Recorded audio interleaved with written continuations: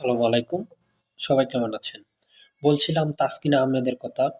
বাংলাদেশের তরুণ বোলার এবং কয়েক বছরের সেরা বোলার বাংলাদেশের। তিনি আসলে দীর্ঘদিন ধরে বাংলাদেশ ন্যাশনাল টিমে সার্ভিস দিয়ে আসছেন এবং ভালো সার্ভিস দিচ্ছেন। তার মতো বোলার পাওয়া বর্তমানে খুবই কষ্টসাধ্য। তো এখন বিষয়টা হচ্ছে তিনি যখন ১ম অবস্থায় সাউথ আফ্রিকার সাথে সিরিজ খেলতে সাউথ আফ্রিকাতে গিয়েছিলেন, তখন তাকে আইপিএলে ডাকা হয়েছিল একটি সিজন খেলার জন্য। কিন্তু বাংলাদেশ ক্রিকেট বোর্ড বিভিন্ন বিষয় চিন্তা করে আসলে তাকে দেয়নি।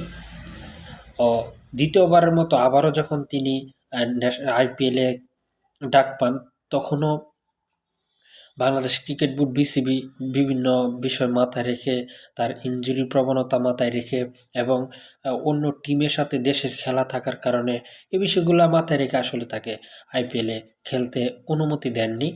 এবং এবার ২০২৪-এর যখন আইপিএল নিলাম অনুষ্ঠিত হয়, তখনও কিন্তু আইপিএল বাংলাদেশের যে তাসকিন আহমেদ সেরা পেসার, তাকে কলকাতা কিং রাইডার্স এবং পাঞ্জাব কিংস দুটি দলে আসলে কিনতে চেয়েছিলেন। কিন্তু এবারও বরাবরের মতোই তার ইনজুরি প্রবণতা এবং জিম্বাবুয়ের সাথে সিরিজ, শ্রীলঙ্কার সাথে সিরিজ, এই বিষয়গুলো মাথায় রেখে আসলে তাকে আইপিএলের অনুমতি দেওয়া হয়নি।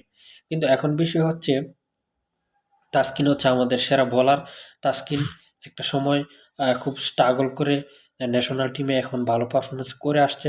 তো তাসকিনের মতো এমন ভালো বোলারকে আসলে একটা সুযোগ দেওয়াই যেত। কিন্তু আমার মনে হয় যে বিসিবি আসলে সে ইনজুরি প্রবণ এবং ২০২৪ ওয়ার্ল্ড কাপ রয়েছেন, টি-20 ওয়ার্ল্ড কাপ, এবং আবার হচ্ছে ন্যাশনাল টিমের খেলা রয়েছে। এই বিষয়গুলো মাথায় রেখে তাকে আসলে অনুমতি দেননি যে তিনি আইপিএলে খেলতে যাক। তো আমার কথা হচ্ছে, এখন এই তাসকিন আহমেদ কিন্তু একজন সেরা বোলার বাংলাদেশের।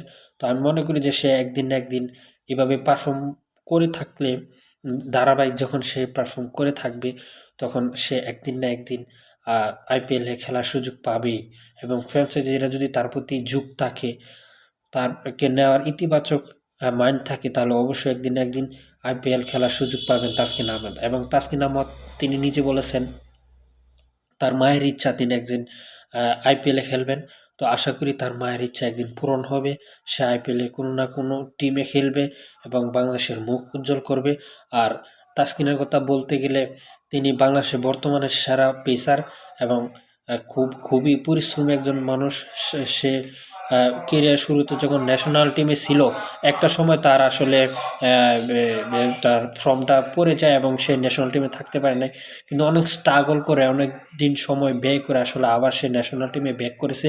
তো আশা করি সে শুধু আইপিএল নয়, ভালো ভালো টুর্নামেন্টে সুযোগ পাবে, বাংলাদেশের হয়ে ভালো বোলিং করবে এবং তার কেরিয়ারটা আরও দীর্ঘ হবে। আর তাসকিনের এই দীর্ঘ কেরিয়ার কামনা করে আজকে এখানে শেষ করছি। দেখা হবে কোনো পরবর্তী ভিডিওতে। সে পর্যন্ত সবাই ভালো থাকবেন, সুস্থ থাকবেন। আসসালামু আলাইকুম।